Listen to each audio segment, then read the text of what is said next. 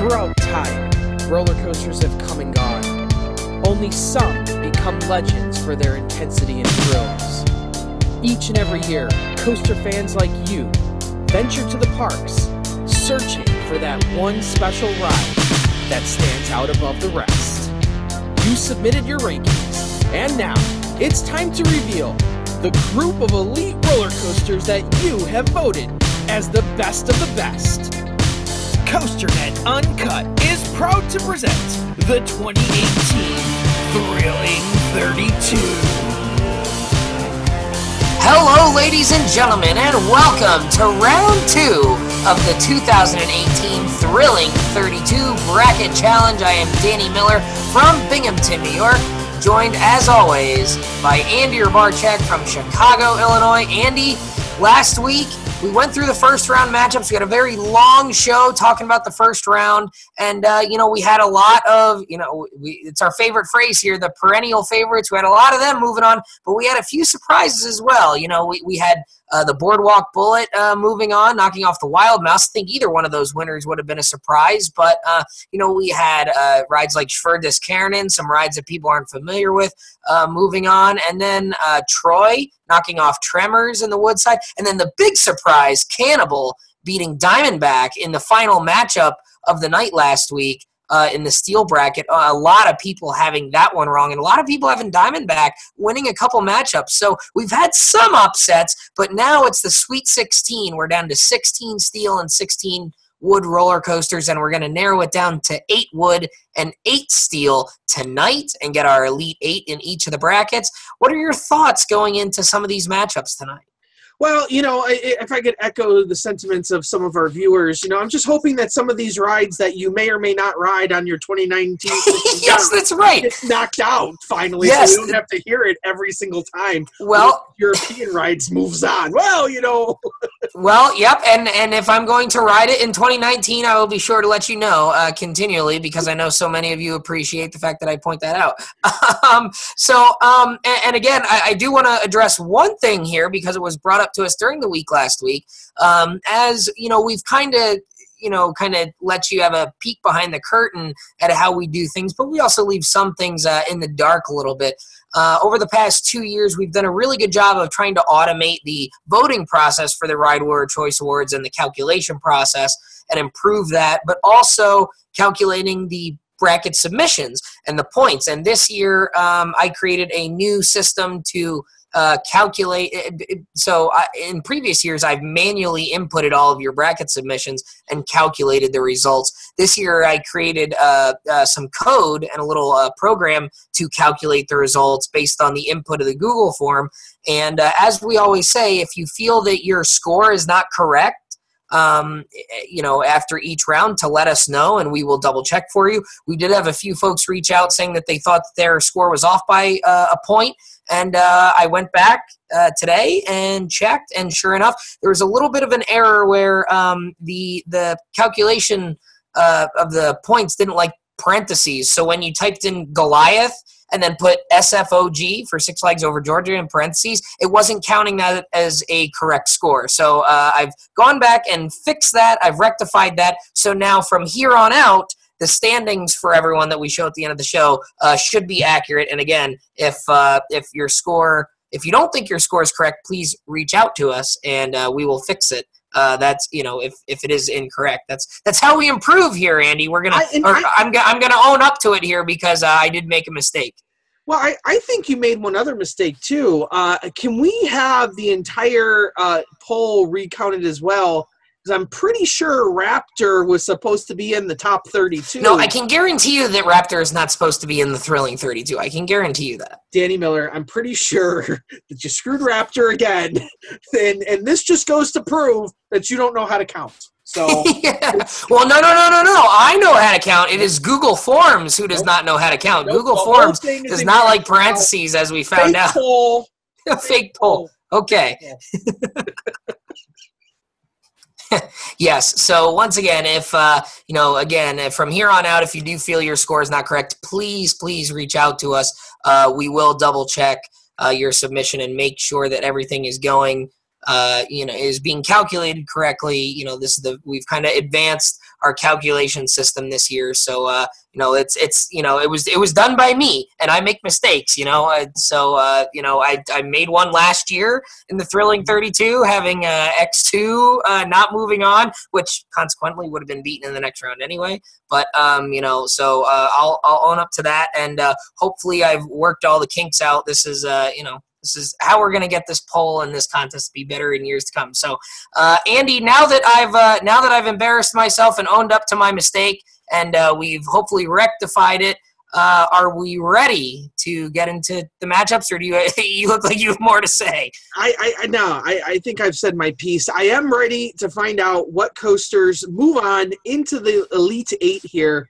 So are we going to start with wood again, as we always do? Is that what we do here? Yeah, let's start with the wood, and we'll start with the Traver region. And the first matchup in the Traver region tonight is Boulder Dash versus Gold Striker. And we're going to talk a little bit about this one. And I know, you said before the contest started, you didn't want to talk about Ravine Flyer 2 anymore. And because of that, we have to talk about Boulder Dash. Every show we start off with a shitty matchup. Well, yeah, maybe that's the point here. Boulder Dash, has been number 4 for the last several years. Gold Striker has kind of been bouncing around in the lower part of the top 10. Any chance that Gold Striker pulls off the upset here this year? This is a real tough one. Because I know that the people, as Gold Striker remains out there, that more and more people go out there. I think this year maybe isn't so much the breaking point, whereas this upcoming season will be the breaking point, where I think a lot of people are going to get to the park because of Railblazer. Yeah. And wanting to go see what they're doing out there. And I think those unique trains they have on that unique coaster out there. Oh, the uniqueness all about Railblazer. There's nothing not unique about it, I guess. So, I think as more people go out there, more people are going to ride Gold Striker. I don't think this is the year that we see Gold Striker win this matchup here. I think Boulder Dash will still move on here, even to my dismay. But I do think next year, I think if you're watching, this show and participating next year, I think you really got to think about what's going to happen here with Gold Striker, because of all the extra people that will get out there. Maybe even in my 2018 trip. Finally, after years of talking about going to Northern California, it is Boulder Dash moving on to the Elite Eight. And like you said, I think Gold Striker is maybe one. I think that one is on Final Four alert next year, because we know a lot of people will go to California's Great America. I think that may be a Final Four coaster next year. We'll see what region it ends up being placed in.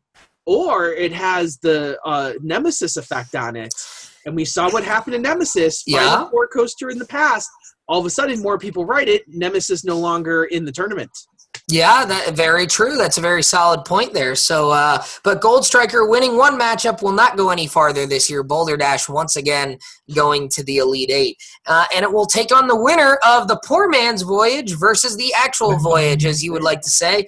The Ravine Flyer 2 from Waldameer in Erie, Pennsylvania, going up against Voyage from Holiday World, Santa Claus, Indiana. I mean, it seems like these two always seem to cross paths at some point. These two have met each other before, and it's always been Voyage moving on, right? I mean, yeah. Voyage trending down a little bit. It dropped to number 3 last year. Voyage has always been in the top 2 up until last year. But it's not going to lose to Ravine Flyer, right? No. That's about as much as you had to say last week when I asked if Colossus had a chance. You said no. So it is Voyage moving on to the Elite Eight, defeating Ravine Flyer 2. So we will see Voyage versus Boulder Dash, 2 former champions, with a spot in the Final Four on the line when Voyage takes on Boulder Dash next week in the Traver Region Championship matchup. What do you think about that? I mean, that's probably an easy one for you to pick. For me, it's a super easy one to pick. For non-enlightened people, I could see them struggling over that one. Well, that's very true. So we'll see a lot of people selecting that as the matchup for this. So I think people generally have done pretty well in this region so far. So let's move on now to the John Miller region, and the first matchup we have is a battle of two GCI coasters, one very close to us here in the United States, Mystic Timbers from Kings Island, going up against Troy, one that I may get to ride in 2019, folks. Troy at Toverland in the Netherlands, big giant GCI coaster over there in the Netherlands, one that people rave about over there, and finally having enough riders to qualify this year. Mystic Timbers is kind of the one that you pointed at as your dark horse this year to maybe make a run for the Final Four, but the two rides there, they're similar in the fact that they're both GCI wood coasters, but the similarities kind of end there. I mean, Troy is more of like a Gold Striker type ride that has the big, tall, sweeping turns and the big drops, whereas Mystic Timbers is all speed and low-to-the-ground maneuvers, much like one of the other coasters we're going to talk about here in just a minute. But you hanging with Mystic Timbers here? Yeah, absolutely. Troy looks like a nice ride, but Mystic Timbers, I think, is going to have momentum on its side here. Well, the Kings Island fanboys had to deal with defeat in the first round. Banshee, Diamondback, and the Beast all losing in the first round. But you can hang on to Mystic Timbers for at least one more round. Mystic Timbers moving on to the Elite Eight, knocking off Troy from Toverland. So I wonder, when people initially voted for Mystic Timbers, I wonder which of the three credits Mystic Timbers did they vote for? Yes. Because it is three separate credits. Right, because you do have the three different scenes at the end. And actually four. Well, yeah, because there's that very rare Beast scene that we've heard a few people talk about. Super secret Beast scene. That's only been seen a handful of times. Only been seen by a select few. Very, very, very... I may be one of those. You just may be. So who is Mystic Timbers going to face off against in the Elite Eight? Well, let's break this one down here, because these are two favorites of yourself and two that historically have done rather well in this poll. We've got Prowler from Worlds of Fun in Kansas City, Missouri, going up against Rampage from Alabama Splash Adventure in Bessemer, Alabama, not too far from Birmingham down there. This is a matchup, Danny. This one, you talk about two very different rides, just as you talked about the difference between Troy and Mystic Timbers. Prowler, very much like Mystic Timbers. A lot of people have equated Prowler to Mystic Timbers and saying how similar in structure that they are. Rampage, more of that big, lateral force. Hard to compare Rampage to something. I almost want to say maybe an old-time Legend, but a lot better, with a lot more forces, some better drops on Rampage as well. So it's really difficult to match these two up. I think if you go to the history, as you see here on the list here, you see a big jump there for Rampage come last year, from 14-5. Whereas Prowler, you see a downward trend here as well. 15. Starting at 8, then 11, then 13, then 15, and then Rampage, from 14-5. Is that an anomaly? I don't think so. As much as I hate to say it, I don't think it's true. I think Rampage moves on. Yeah, I mean, the history would show you, and there's not a big history there because Rampage was standing but not operating for several seasons, so we don't have a big history with Rampage. But if you go off of last year's results, I mean, Rampage was, again, we've talked about this earlier in previous shows, Rampage a top 5 coaster last year on this wood list. So, but wouldn't it be cool to see Mystic Timbers and Prowler actually go head-to-head with a spot in the Final Four? Like, on the line, you've got, like you said, so many people making the comparison between the two. does Mystic Timbers coming out maybe grow the appreciation for Prowler a little bit, or does it maybe have the opposite effect where people are like, well, Prowler's the old kid on the block? Well, I've heard mixed reviews. I've heard a lot of people say, no, Mystic Timbers is far superior. I myself think Prowler's a little bit better than Mystic Timbers. It has more grace to it. I think I've heard people say that Prowler is far superior to Mystic Timbers. So there's a wide range of opinions on Prowler versus Mystic Timbers out there. But, man, would that be a matchup there? I don't think we're going to see it, but, man, that would be a matchup to see. Yeah, it definitely would be. And moving on to the Elite Eight is Rampage from Alabama Splash Adventure. And, I mean, you kind of alluded to it. I mean, not much of a surprise there. So, boy, oh, boy. I mean, Rampage, I have to go back to the selection show here. When we talked about how everyone was looking at Wildfire and Mystic Timbers for the Final Four here, and I feel like so many people, very few people, I don't know if there was anyone who actually picked Rampage to be in the Final Four despite being a top 5 coaster last year. I feel like certain folks are not taking Rampage seriously and beating the Beast, and then now Prowler, and now going up against Mystic Timbers. Whether or not Rampage goes to the Final Four next week, I think you've got to – folks need to start taking Rampage seriously in this tournament. Well, yeah, I think it's proven itself over the last 2 years here. I mean, it's beaten rides like Legend, Shivering Timbers, now Prowler, Beast. I mean, it's beaten some very good rides over the past multiple seasons. Absolutely. And that's another one. It's another, Gold Striker type situation where I think as more people get down to Alabama Splash Adventure, I think it's going to rise. I think that one for sure is going to rise in the rankings because it is a fine roller coaster. It's a lot of fun. Oh, it's a fantastic ride. So we will see Mystic Timbers versus Rampage next week in the Elite Eight with a spot in the Final Four on the line. We'll see if the new kid on the block can make it to the Final Four in Mystic Timbers, or if an old dog with some new tricks will make to the Final Four in Rampage. That'll definitely be an exciting one to talk about. All right, let's move on to the next region here. We've got the Thompson region.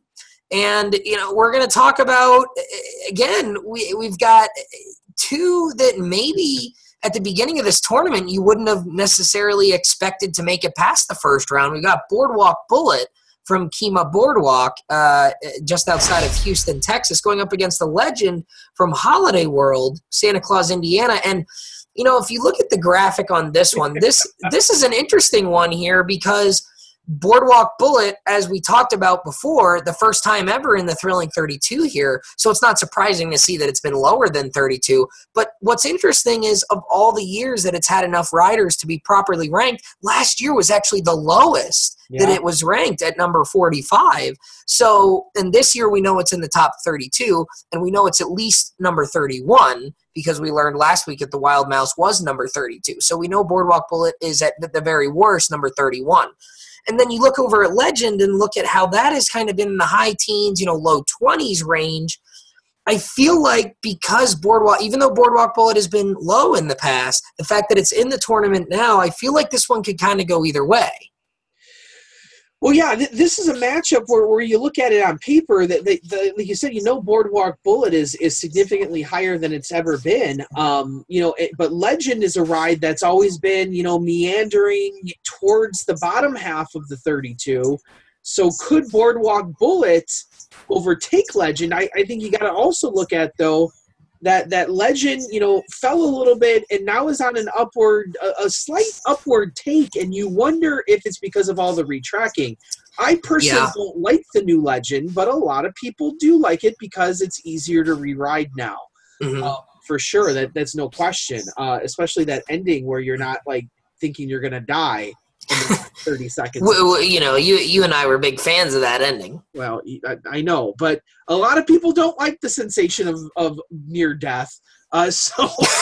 Well, near death might be okay. Death, not so much. Yeah. So I think Legend, you wonder if the retracking and the work on it will further push it up here, I'm not so sure. I still think it's going to have enough to overtake Boardwalk Bullet, though. Well, it is the legend from Holiday World moving on to the Elite Eight. And, you know, this is one I got to give credit where credit is due. The voters and the submissions, a lot of people having legend correct in the Elite Eight here. And I don't know if that was terribly difficult to do as long as you had the guts to pick it over Chuchulin there. Boardwalk Bullet, I think, is one that people just don't feel comfortable with. I don't think they knew enough about it. I don't think enough people, knew enough about the Wild Mouse and having it just been demolished. I think people didn't want to pick it to the Elite Eight. I think Legend was the one that most people gravitated towards here. But as you've kindly pointed out in the previous two shows, it may not matter much because of this next one. And we'll jump right into it here. We've got Boulder from Liseberg in Sweden going up against Lightning Rod, the defending champion from Dollywood in Pigeon Forge, Tennessee. No chance here, huh? No chance. I said it. How many times do I have to say it? That this is the easiest route to the Final Four I've ever seen a coaster have. Yeah, I don't know if I would disagree at face value, but Andy. No, Lightning Rod is moving on to the Elite Eight. I didn't even get. I didn't even all of no people there, Danny Miller. Right, I fooled nobody. Lightning Rod moving on to the Elite Eight, and it will take on the legend from Holiday World. And I mean, Lightning Rod's already knocked off one Holiday World coaster. I mean, I love the legend, but is there any prayer for the legend here? No. Okay. All right. Well, we'll see Legend take on Lightning Rod next week in the Elite Eight for a chance at the Final Four. So let's move on now to the final region in the wood bracket. It is the Herbert Schmeck region. And Andy, we've got a big one here. We've got the big rematch from last year, the rematch between Outlaw Run from Silver Dollar City and El Toro from Six Flags Great Adventure. And if we look at the graphic here last year again, history tells you that Outlaw Run ranks higher than El Toro, except when you get to last year. And all of a sudden, maybe the lightning rod effect, Outlaw Run dropping from the defending champion all the way down to number 8, Outlaw Run, that is. And Outlaw Run, I'll just throw this out there. El Toro, never a champion.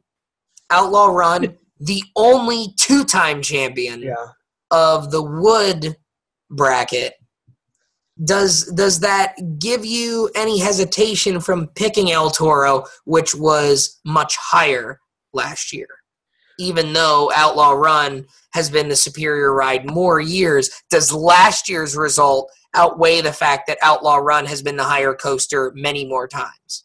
Well, I said in the selection show that I felt that El Toro was going to win this region, and you tried to dissuade me from that. You're like, well, what about Outlaw Run? I said, I don't know. I feel like everyone's forgetting about Outlaw Run just because it lost to El Toro in the first round last year, and it didn't make a deep run. And I know it was number 8, but I mean, could that have been an outlier year? We saw that one year where Millennium Force was number 17, and then, the next year it's number 5. So, I feel like, say Outlaw Run jumps back up to number 4. I mean, is it inconceivable to think that El Toro could drop to number 5 with how many more voters we had this year? I'm just playing devil's advocate. I think it's inconceivable from that. I think for Outlaw Run to win this matchup, it would have to jump up to 1 or 2 again. And I just don't see that happening in this environment. I just don't see. I think it might not be 8 anymore. It might be higher. It might be a 5. But I don't think even being at 5 is going to beat El Toro. I think El Toro is going to be in your top 4 somewhere. So this Outlaw Run would have to go from 8 to 1, 2, or 3 in order to win this matchup, and I just don't see it happening. All right. Well, I think that's a fair analysis there. I guess I can't disagree with anything that you said right there. I think that's a fair way to look at things. Maybe a thing or two. I don't know. I'm incredibly intelligent, Danny Miller. Well, I don't know about incredibly intelligent. No, incredibly. Incredibly intelligent. Well, incredibly intelligent, sir, incredibly intelligent over there is correct. It is El Toro. Moving on to the Elite Eight once again. So El Toro, last year's runner-up, is going to the Elite Eight once again. And Outlaw Run for the second straight year, falling early at the hands of El Toro. I'm really, really interested to see where Outlaw Run actually ends up in the overall scheme of things. I'm interested to see if it's down at, the 7, 8, 9 range again, or if maybe it did move back up. I wouldn't be surprised if we see Outlaw Run continue to drop as well. Really? Now, granted, I think Outlaw Run will see a resurgence next year. Because of Time Traveler. I think people are going to get down to Silver Dollar City. Okay, yeah. Ride Outlaw Run, rediscover Outlaw Run, and probably start moving it back up their rankings. So I feel like you're talking about me. Maybe. Because you're the one that always drops shit repeatedly on your rankings. Well, when I don't ride stuff for a while, it tends to drop. Not because I drop it, but because I have other stuff ahead of it or new stuff ahead of it. Because everything you ride is amazing. You don't know how to critically assess. Not everything I ride is amazing. Raptor's terrible. So, I mean. And I still stand by that. You don't know how to critically assess rides. Unless you think Raptor's terrible. Yeah, bird shit on the lift hill makes a big deal. Unbelievable. I know. That's something for you later. Don't. Oh, okay. All right. Well. Shall we move on to the final matchup of the wood here? That way you can stop talking about wood coasters, because God knows we don't like listening to you talk about wood coasters. No one likes listening to talk about wood coasters. Yeah, that's right. That's right.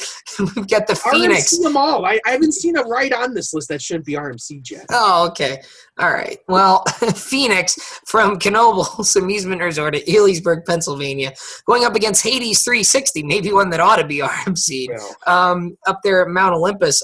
Many people shocked to see Hades 360 moving on, although a lot of people picked it.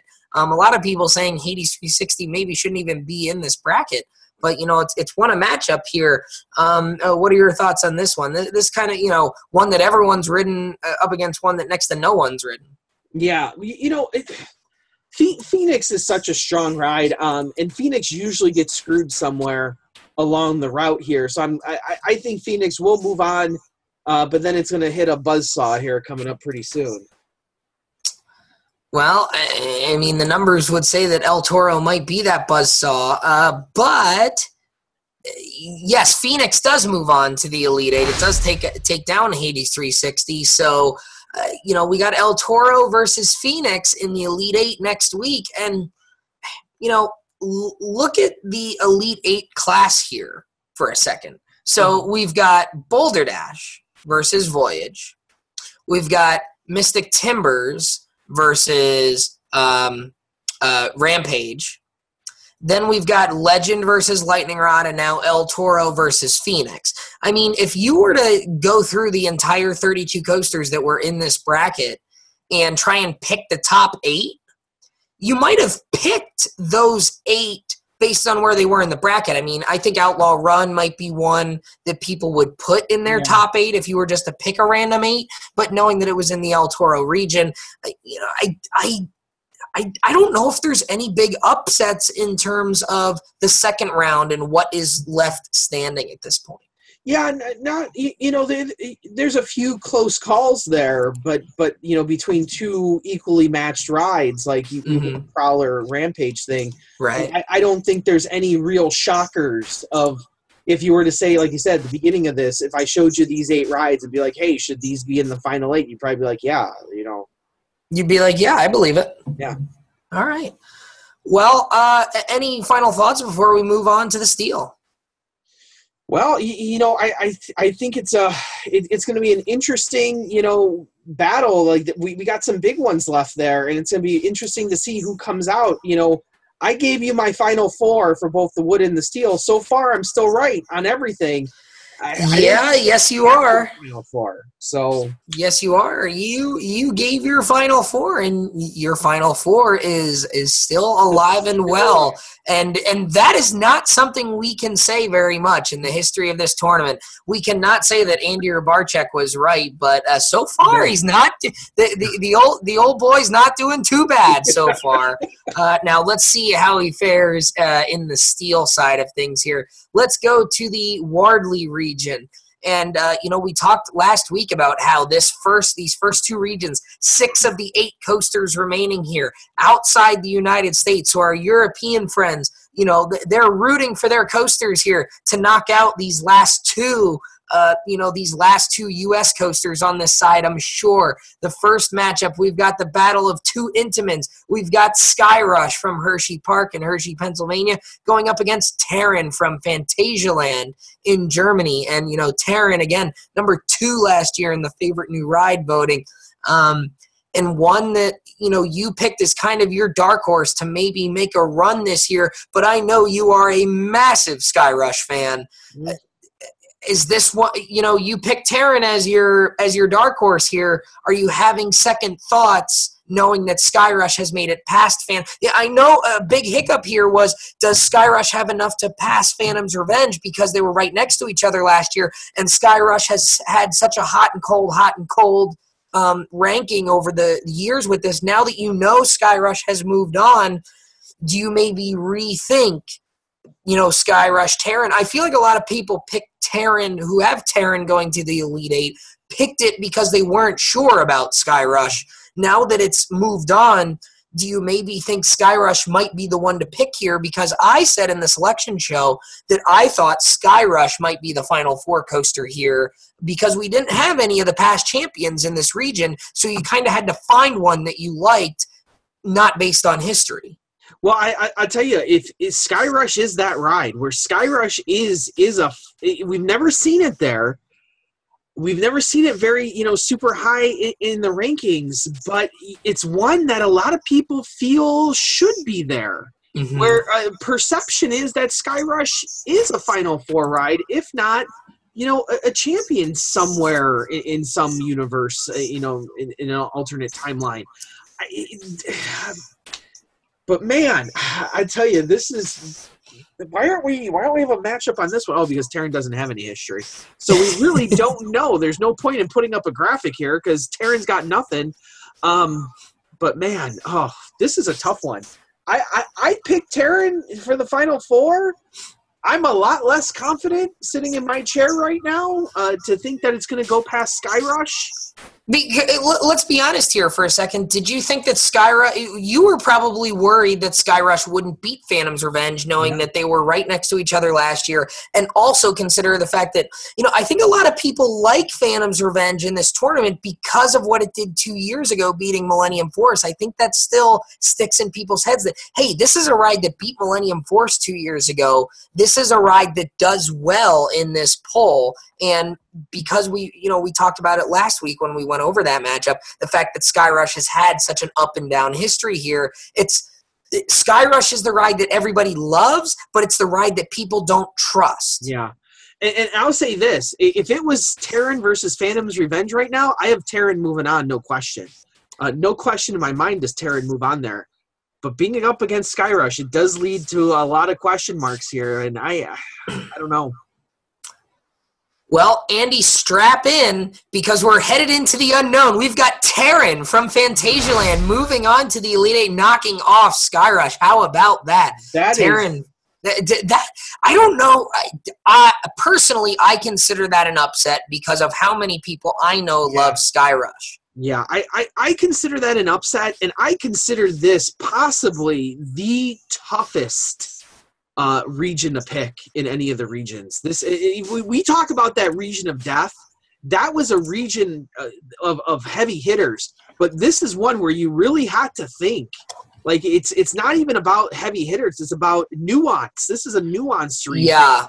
Well, I mean, we had the region of death and the Stengel region, which we're going to get to in a few minutes here, because of the history there and the history of all those rides doing so well, except for Goliath at Laron. Thanks for playing. Yeah. But this one is a region of death in a different sense, in the fact that there's so many rides with no history at all, and rides that so many people know so little about. So this might not be the region of death in terms of the heavy hitters, perennial favorites type of rides, but the region of death in the sense that it's so difficult to pick. And it doesn't get any easier with this next one. Speaking of no history. Speaking of no history, let's talk about this one. Helix at Liseberg going up against Medusa Steel Coaster from Six Flags Mexico. Look at the graphic. No history whatsoever. None. The only thing I want to mention here is that picture that you chose from Medusa is so similar to Steel Vengeance. It's kind of uncanny. It does have a little bit of Steel Vengeance in it. Yeah, if you think of that first drop in that double, Raptor Dog. Oh, hi. Well, Raptor Dog making an appearance. That's nice. So obviously no. Maybe he knows something about these coasters because we sure as hell don't. Obviously no history here whatsoever. Man, this is one I have no idea about, Danny. I have no idea where this. I could see easily either one of these two coasters going on. I could make arguments. Ace just went down to Mexico this past, spring. Yeah. That's going to raise probably Medusa up a little bit. Helix, a perennial, a favorite. I shouldn't say perennial, but a favorite amongst European riders. I don't know. This is a toss-up to me. Well, in the Elite Eight, we are going to get the battle of multi-launch coasters because we've got Helix from Liseberg moving on to the Elite Eight. Terran versus Helix. How about that? An Intamin multi-launch, heavily themed, versus Helix, a Mock Rides multi-launch, in a very nice location right on the side of the hill there at Liseberg. You talked about that ride. Last week you talked about the documentary and how Liseberg, their goal was to build one of the best roller coasters, if not the best roller coaster in the world.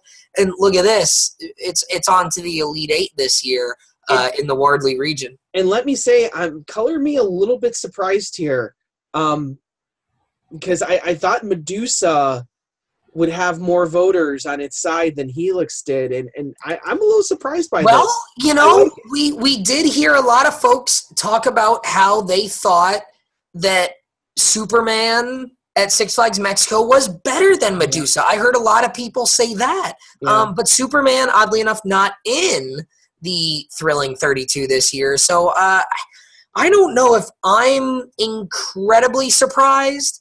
I guess out of those four rides there, I don't know if I would have picked Helix, and maybe it's my bias from having been to the UK. I think I might have picked Smiler from that group of four to make it to the Elite Eight, but Smiler losing to Helix, so I guess by default I might have gone. Well, you and our good friend Rocco both forgot the key thing with enthusiasts is they hate going upside down. So well, yeah, and we talked about that last week. Enthusiasts generally do not like the hard G-force, heavy G-force inversions, especially repetitively, which is, you pointed it out last week, how we saw a lack of inverts this year, and we saw very few inverted coasters in the Thrilling 32 this year. Historically, we've maybe had 4 or 5, like the Banshees, the Montus, Alpengeist, Afterburn. We've seen those, not Raptor. But, this year we only saw a couple. So let's move on to the next region here to see if the last U.S. coaster standing on this half of the region will be knocked out, and it is Goliath from Six Flags Over Georgia going up against Leviathan from Canada's Wonderland. And look at this. I wanted to talk about this one in particular because I think this is one that immediately people are going to gravitate towards Leviathan, former champion, Giga Coaster, B&M, one that people love. But look at the history here. Yeah, Leviathan very, very strong in its first 3 years, but then all of a sudden dropping to number 8, much like Outlaw Run in 2015. Now, Goliath was down at number 19, but look at last year, number 7 for Goliath, and all the way down to number 12 for Leviathan. So talking about, if we go back to the Outlaw Run El Toro matchup just a few minutes ago, does last year's result of Goliath being higher outweigh the fact that Leviathan all the other years was higher? So do you take quantity with Leviathan being higher more often, or do you take recent history with Goliath being higher here? I'll tell you what, this is a really difficult one because based on paper, it would seem Leviathan's dropping and Goliath's moving up. Even though the problem with Goliath is I wouldn't even say it's moving up. I would say it's pinballing all over the place. It sort of is. Like there's just doesn't seem to be a clear consensus on what Goliath, what its rank should be. 18, 26, 15, 19, 7. Like you talk about, has there ever been a coaster that has been all over the place so much? Like you're talking about in 2013, Goliath struggling to make it into the top 32. Yeah. You know, then you're talking about within 3 years being in the top 10. Just all over the place. I don't think we've ever seen a coaster move around that much. Not quite like that. I mean, we've seen Sky Rush, but Sky Rush is understandable because it's such a polarizing ride with the restraints, you know. But Goliath is a ride that, you know, nobody really complains about it, and most people tend to agree that it's one of the better B&M hypercoasters. So it's very puzzling to see that ride pinballing so much. Yeah. This is, I tell you what, this is another tough matchup. What do you think here? I almost have to say Goliath because I really like Goliath. The problem is I don't personally have it over Leviathan, but I just got to go with the history here maybe. Well, I think if you're picking El Toro over Outlaw Run because of the recent history, if you follow that same logic, you would pick Goliath. Yeah, I think so. Well, it's Leviathan rebounding and knocking off Goliath from Six Flags Over Georgia. So Leviathan, after maybe a little bit of a disappointing year last year, Leviathan going back to the Elite Eight here in the Ron TOOMER region, knocking off Goliath from Six Flags Over Georgia. So very interesting. And you know what I'm going to be, I want to see at the end, knowing that now Leviathan has beaten both Behemoth and Goliath from Six Flags Over Georgia. I'd like to see where Goliath and Behemoth rank relative to each other when we get to the final rankings, to see where those two are, because I would have liked to see Behemoth versus Goliath and see who ranked higher there. Yeah. So we know Leviathan's higher than both of them. Moving on to the Elite Eight here. But so the final U.S. coaster has fallen in this side of the bracket, so we are going to have an Elite Eight that is at least half foreign coasters. I don't think we have any non-U.S. coasters left on the other side, but I can't remember if we have any non-U.S. Basically, coasters. What you're saying is America versus the field here. It's kind of looking like it's going to shape up that way. We'll have to wait and see what the results are in the other half of the bracket. But as of right now, it kind of looks like we're going to have one half of the bracket, you know, U.S. rides, and the other half is going to be. We've got a Canadian ride, we've got a Swedish ride, we've got one German ride, and we're going to get a second German ride here out of the winner of our next matchup from Expedition G-Force, the defending champion, against SCHWARZKOPF, the new kid on the block here from Hansa Park. The SCHWARZKOPF ride is one that we don't know a whole heck of a lot about, so I think it's hard to judge. But at the same time, the fact that it's going up against the defending champion, even though SCHWARZKOPF is kind of a hard ride to judge, I don't know if this is a hard one to pick because it's going up against the defending champ. No. This, Expedition G-Force, the question is how it's going to do later on, but there's no question here in my book.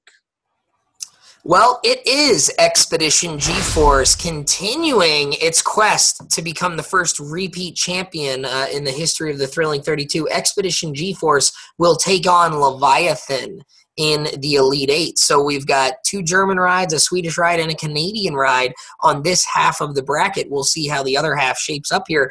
But all the U.S. rides on this left side of the bracket being knocked out in the first two rounds. What do you think about that?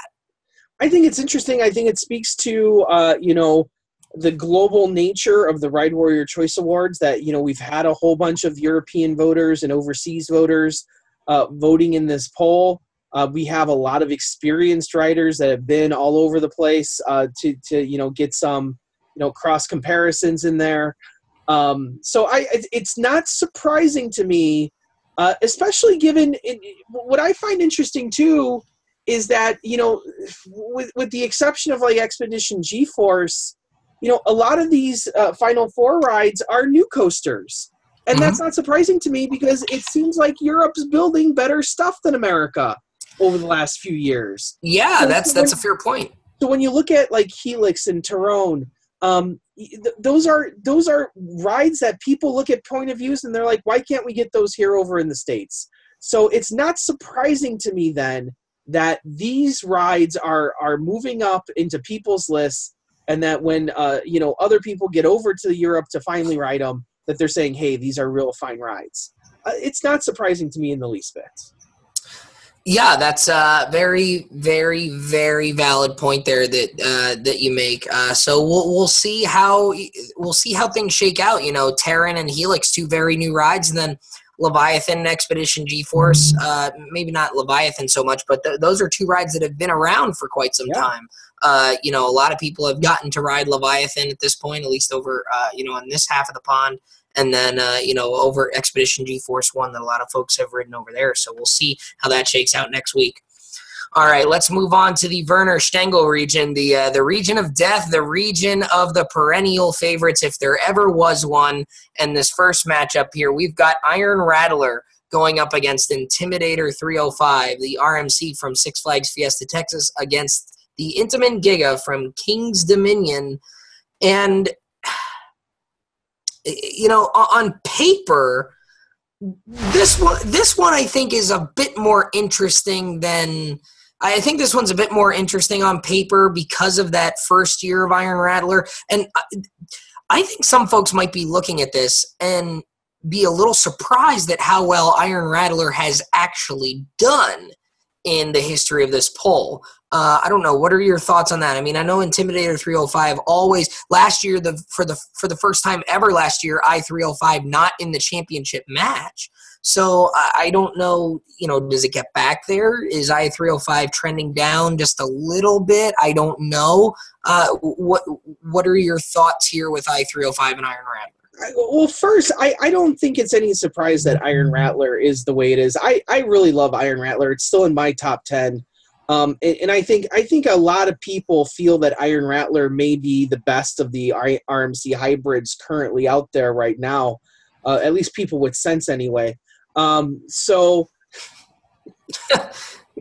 all right. But so it's not surprising to me where Iron Rattler has ranked in the past. However, I still don't feel that it matches up well against I-305. I think I-305, you know, even though it dropped a single spot last year for the, you know, it dropped one spot from 2012 to 2013, then dropped another spot from 2015 to 2016. This is still a ride that people, if you look at the Facebook groups, if you look at the Twitters, this is still a ride that people love, that people rank in their top, you know, 5. I don't think it's and what's weird about me is I'm not in love with I-305. I've told the Fury I-305 story how many times now, so I won't bother with it again. Yeah. But I have it ranked at like number 10 or so on my personal list. So I'm not part of the I-305 lovers. But I cannot discount the fact that it is a top ride, that it is ranked amongst most people's top 5. So I don't think that's going to change. And just looking at those numbers there, I don't think Iron Rattler has what it takes to overcome I-305 this year.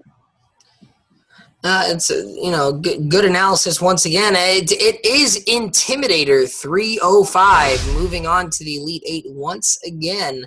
So, you know, I-305 just so strong in this poll, knocking off, you know, X2 and then Iron Rattler already. That's already beaten 2 very high quality rides, and if it's going to get back to the Final Four, it's going to have to beat at least one more. We've got Superman the Ride from Six Flags New England going up against Maverick from Cedar Point. And this one I think is tough, not in the fact that there's a question as to what the better ride is. I think most people, I think you and I agree that Maverick is the better ride here. But Superman, a past champion, Maverick really, showing its stuff last year, being number 4. So, Maverick, again, the recent history would show you that Maverick should be the higher ride. The question is, was last year maybe an outlier for Maverick, or will we see Maverick stay in that top 10, top 5 area?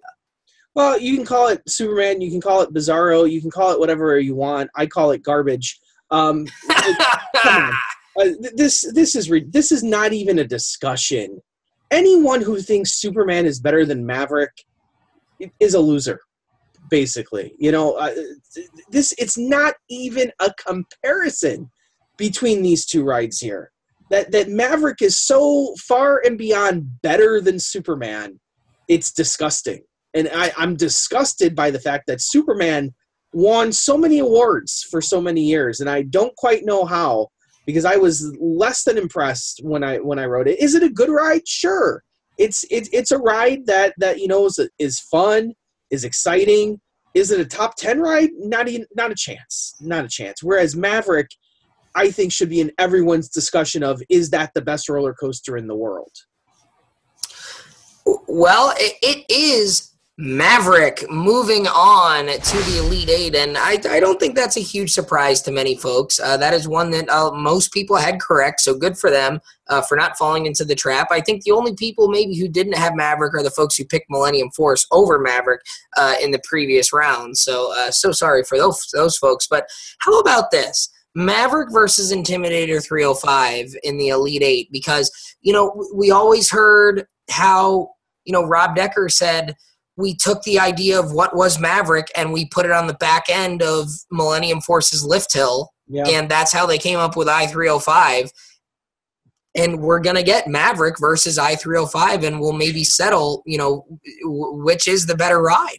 And I'll tell you, that is a matchup there, because knowing that, I-305 slipped a single spot, like I said, and we know Maverick was number 4 last year. They were 3 and 4 last year. So once again, we get Maverick going up against a ride that was right next to it in the rankings. We saw it with Maverick and Millennium Force were 4 and 5. Now we get it with Maverick and I-305, which were 3-4 last year. Again, the region of death is wreaking havoc on everyone's bracket. Yeah, that's another one that's ridiculous. Like, that's I don't know. And let's be honest here. If you have I-305 and Maverick in your Elite Eight here, that's no small feat in itself to have, to come out with those two in this region, because this was a tough region. It was probably actually easier to pick those two than it was to pick the previous round. I'll say this. If you had Millennium Force going over Maverick, I don't think we're having this discussion right now, because I think I-305 runs away with it over Millennium Force. But the fact that it's Maverick, I don't know. I just don't know if it's going to be that easy of a matchup. Well, and that really is the beauty of this contest, because sometimes it just comes down to the matchups, Sometimes it really just does come down to the matchups, because Maverick Millennium Force was such a close matchup because it's such a long, standing rivalry. But then put Maverick against I-305, it's probably a close contest, but put I-305 and Millennium Force, I don't know that there's much debate, at least in this poll, who's moving on. So, it's really interesting how that may shake out. All right, let's go to the final region, the final 2 matchups for the night here. We'll go to the Anton Schwarzkopf region, and we've got New Texas Giant from Six Flags Over Texas going up against Fury 325 from Carowinds. You probably don't have a whole lot of thoughts here. No. Should we just say that Fury's moving on? And I think so. All right, Fury 325 moving on to the Elite Eight. No surprise there. Again, New Texas Giant, a ride that I enjoy, one that you do not enjoy quite as much. But always done pretty well in this poll, right? Top 10, top 15 or so. Will be interesting to see where New Texas Giants ends up coming in at the end of the day, but not enough to beat off Fury 325 this year Fury 325, the champion from 2 years ago, and the runner-up last year. So Fury 325 continuing its run to try and take the crown back from Expedition G-Force.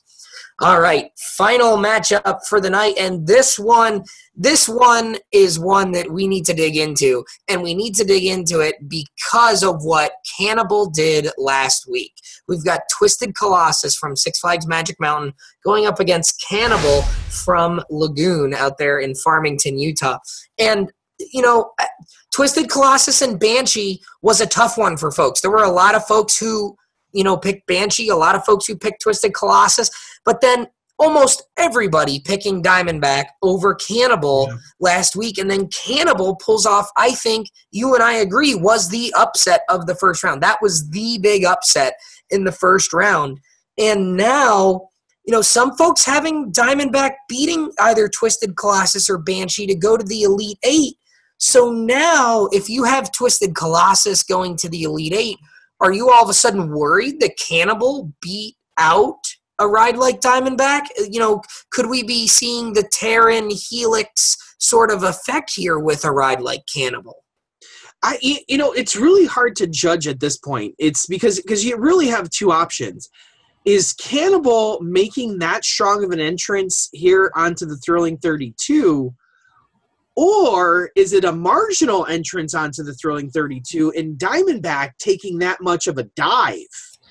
Well, yeah, so that's the interesting thing here. I mean, if you're looking at Twisted Colossus in the graphic here, you know, number 6 in its opening year and then dropping to 13, you know, again, sort of that nemesis effect. As more people ride it, it has potential to go up. It also has the potential to go down. Twisted Colossus, a ride that dropped a little bit. But I don't know if Twisted Colossus is going to drop much more than 13, you know, maybe down to 15 or so. So I think what you're really asking yourself at this point, is Cannibal a top 15 ride? Me personally, no. I Twisted Colossus, I don't think that's a top 15 ride either, personally. I don't either. I think Twisted Colossus is maybe a top 20 ride somewhere, so maybe a little lower than 15. I think Cannibal is way far off of that. But I really like Twisted Colossus. I think Twisted Colossus, I know you have a very different opinion of Twisted Colossus, but I really like Twisted Colossus. I think it did some great stuff. A lot of people don't like the second lift hill in the middle. They feel it breaks up the pace of it. I think it adds a little bit more fun to it, especially if you can get the other car to race with you. Sure. You know, I think that improves it. I had a number of racing scenarios on my, you know, I've only been on it twice. The line for that ride is so ridiculously long all the time. So if you don't hit it right in the morning, you're probably on a moderately packed day going to hit a line somewhere. But I think it's a ton of fun to ride that ride. So I personally think Twisted Colossus is going to move on here. But I am very curious to see where Cannibal enters the 32 and also where Diamondback falls on this 32 as well. Yeah, I think that'll be something to watch, because you really have to look, because we saw rides like Apollo's Chariot and Intimidator from Carowinds not making the Thrilling 32, and you wonder if maybe Diamondback is falling to the point where it's in danger of falling out of the Thrilling 32 altogether. You know, we still see rides like Nitro in, and we saw Goliath from LeBron sneak in this year at number 32. So you've got to kind of ask yourself, you know, where that ride ends up, Diamondback. The Cinderella story comes to an end. Cannibal from Lagoon will not move on to the Elite Eight. It is Twisted Colossus moving on to the Elite Eight to take on Fury 325 from Carowinds. That'll be a good matchup to talk about, I think. You know, you've got the West Coast. You've got two types of fanboys here. You've got the West Coast fanboys and the RMC fanboys up against the East Coast fanboys and the people who like roller coasters. Well, yeah, pretty much. Well, I agree with you. But you know, I think that's one that people are going to talk themselves into making a dumb pick in some cases here. to me, I'd have to talk in a very long time for that to happen. Well, yeah, and maybe have a few beverages as well. So there you have it. We have our Elite Eight in the steel bracket. We've got Terran going up against Helix. We've got, what do we have going up against Expedition G-Force? We've got Leviathan going up against Expedition G-Force. We've got Intimidator 305 going up against Maverick. And we've got Fury 325 going up against Twisted Colossus. You take those 8 in a vacuum. When I rattle off those 8 rides, a few surprises, I think. Yeah, I think the wood coaster. I think the wood coasters. We agree. That's pretty much, that could be your top 8 right there. Maybe save Legend. Legend was in a kind of a weak half of a bracket, I think. But really, I think 7 of those 8 definitely. I mean, you could very, very possibly see those as 7 of the top 8. This one, I don't know if we're seeing the top 8 here. I don't know. I don't know if we're seeing the top 8. I don't think we're seeing the top 8 because we've got like rides like Millennium Force and Superman the Ride, rides that have historically been top 5, top 10 rides in this poll that have already been knocked out. So I don't think we're seeing the top 8. I think it's a pretty safe bet that we're not seeing. We're probably seeing rides outside the top 10 here in this Elite 8, to be completely honest with you, if I had to guess. I think it's quite possible that we are seeing that. But maybe, I don't know. I think the next rounds are really going to be indicative here because, we have that all foreign, side of this bracket. Someone has to be in the top, 4, you would think, out of there. And I don't think a lot. Well, you've got the defending champ in there, and that's the thing. I mean, at this point, if you're looking at this bracket currently with the 8 that are left, and you're going to have one. If you were going to tell me at the beginning of this tournament, before we revealed any winners, you said you're going to have one U.S. ride and you're going to have one European ride or one non-U.S. ride in the championship, would you have picked anything other than Fury versus Expedition G-Force? Would you have picked anything other than a rematch? I don't think so. I don't think so. If you knew, especially if you knew they were on opposite ends of the bracket, if they were on the same sides, then that changes things, I think, a little bit. Well, I think I struggle with the fact I still struggle with the fact that Expedition G-Force actually won last year, where I don't know if it should have won last year. So I guess if you ask me if there was another foreign coaster that could be a legitimate contender, I don't know if I could name any other ride besides the Expedition G-Force. Terran, looks like a really good ride, but is it a number 1 ride? I don't know. Helix? Well, but think about it. One of those 2 rides is going to be in the Final 4 next week. When Terran and Helix, one of those 2 will be in the Final 4 by this time next week when we talk about it. Well, and that's what gets me back to my original point here is, even though you might have been able to nail down Expedition G-Force, we're going to say that probably one of those rides are in the top 5, you would think, too, one of those secondary rides, either Helix or Terran. I don't know. It's tough. It's tough to see where the voters are going to go.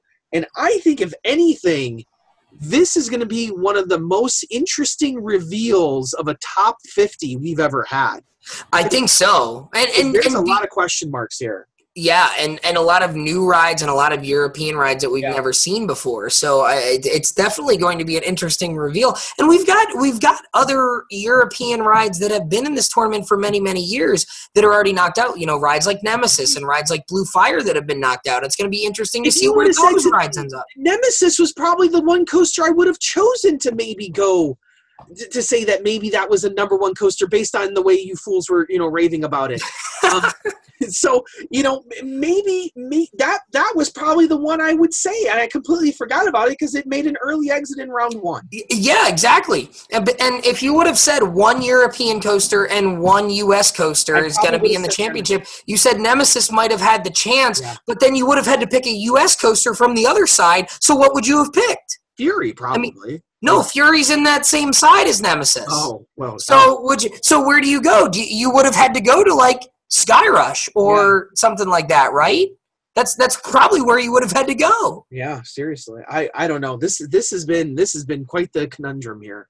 Yeah, I mean, we saw a lot of chalk in the wood coaster bracket, but we've seen anything but really. I almost think we should just stop doing the wood coaster bracket, to be honest. Well, who cares? Well, but do you think the champion is like sewn up in the wood? Like, do you think that's kind of a foregone conclusion? No, I just think no one cares. Oh, well, okay. Well, I care, so we're going to keep doing it because I care. Half of us care anyways. That makes one of us. Well, and I do the poll, so, I do the calculations, so what I say goes. I guess if you want to waste your time and continue doing the work. Yeah, okay. So we could do a combined list of 64 and watch all the wood coasters drop out in the first round. That would be fun. Well, that's an idea we have toyed with, and I think eventually we're going to have to do something here. We've talked about different ways of maybe adding an extra layer to the onion here that is the thrilling 32, and we'll maybe explore some of those options as next year comes around. But last order of business here, we're going to put up the top 25 as it currently stands. Hopefully the correct top 25 this time. Yeah. As I said, I did go back and fix that, so you may see if you were in the top 25 and you're in the top 25 again this week, please check to see that your score has been corrected if you messaged us. Again, we have a lot of people doing pretty well here. We've got, again, at this point in the tournament, you could have had, 32 and then 4 bonus points, so 36. Your maximum score right now, I believe, is 72. If you have everything right in both sides. And we had some people with very good scores. The high score last week after the correction was Julian, who had 31 with 13 in the wood and all 16 right in the steel in the first round. How about that? That is quite a feat there. But our leader in the clubhouse this week is Ted Adams, who last week we said was the leader in the clubhouse, but because of that scoring correction, was actually in second place. Ted Adams, 60 points right now, is our leader with 42 picks total. The number of picks correct is 42.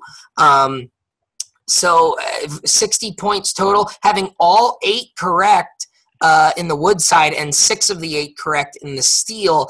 And then we have a 3-way tie for second place. We've got Adam Beard. We've got Michael Meal, or Michael Mail. Hopefully I'm pronouncing that correctly. And then Garrick Gooch, who corrected me this week on his name pronunciation. It is Garrick, not Jarek. So apologies for that. But those 3 folks in a tie for second place with 58 points. And then we've got one person with 57, that is Mackenzie. And then we've got a couple at 56 and quite a few at 55, 54, and 53. So a lot of people, right in the hunt here. Mm-hmm. And the interesting thing here, and I don't know if we could say this from previous years, as my camera is going out to lunch here. Apologies for that. Look at this. Look at the top 25. I don't know if we've ever had this before. Of all the champions selected in the top 25, all but one person's champion still in the hunt. Julian, who is our leader after last week, had a wildfire knocked out in the first round. Everyone else still has both champions in the hunt here. We've got a lot of lightning rods. We've got a lot of Furies. We've got some Voyages. We've got some Expedition G-Force. We have we have a Maverick. We have a Twisted Colossus. A little bit farther down, we've got a handful of El Toros in the hunt as well. So not many people having either of their champions knocked out yet. And I don't think that's a big surprise. I think people are starting to get the idea of who needs to be picked here. Well, yeah, I think as we move on here, and that's why we've always said that, somewhere down the road we'll have to, maybe mix this up a little bit. But right now, I think it's really interesting to see, who comes out on top and who eventually, is able to get enough points to overcome the rest. I think in general these points look pretty strong. Would you say the same compared to previous years? Yeah, I think we're on pace, definitely, for, possibly a new high score of all time. And, maybe we'll even see multiple people break that all-time high score. I'd have to go back and look at what the all-time high score is, but I don't think we've ever had anyone pick. Have we ever had anyone pick both? I think we've had one person ever who picked both champions correct. I think that Eli 2 years ago, I think it was, who had both Fury and Lightning Rod, I want to say. But again, when you're looking at all the combinations up here, we have Lightning Rod and Fury, we have Voyage and Fury, we have Lightning Rod and Expedition G-Force, we've got Voyage and Twisted Colossus. We have a Voyage and an Expedition G-Force down there. Our friend Rob Dole dropping down to 29th this week. Only 51 points. He's got Voyage and Expedition G-Force. I'm just looking here. I think he's the highest ranked person with Voyage and Expedition G-Force winning. So even though he's down in 29th place, maybe a little bit of solace there for Mr. Maverick Rob, because if Voyage and Expedition G-Force both win this year, then maybe he's gonna maybe he's the dark horse favorite to maybe win it, because he's the only person who has both of those coasters winning right now. That's that high up. And if I'm looking down farther, I have to go a long way down to find anyone else who's got Voyage and G-Force winning. So I mean, Mr. Rob, don't lose out hope just yet. Yeah, absolutely. I think it's anyone's game. It's still real early to tell. If you're at the top, I don't think you should get too cocky. If you're in the middle somewhere, I don't think all hope is lost either. No, absolutely not. Because like we said, Rob was up there in the top 10 last week, and then down in the 30s. We've seen a lot. We've seen some people jump up too. So if you're not in the top 25, do not lose hope, especially if both of your champions are in, because, again, those champions are worth a lot of points, and those later rounds are worth a lot of points. So if you have the Elite Eight right, if you have the Final Four right, if you have the two, finalists right, I mean, those are going to get you big, big points in these coming rounds here in the coming weeks. Absolutely. So as always, thank you for joining us here. And let us know if you don't think your score is right still, because if we still have more screw-ups, I want to catch them and make sure everyone's got the right points. So certainly check your scores and make sure that they look correct. So as always, thank you for joining us here on COASTER.net and the Thrilling 32. I'm, of course, Andrew Barczyk from Chicago, Illinois. And Danny Miller from Binghamton, New York. Right on, Road Warriors. See you guys.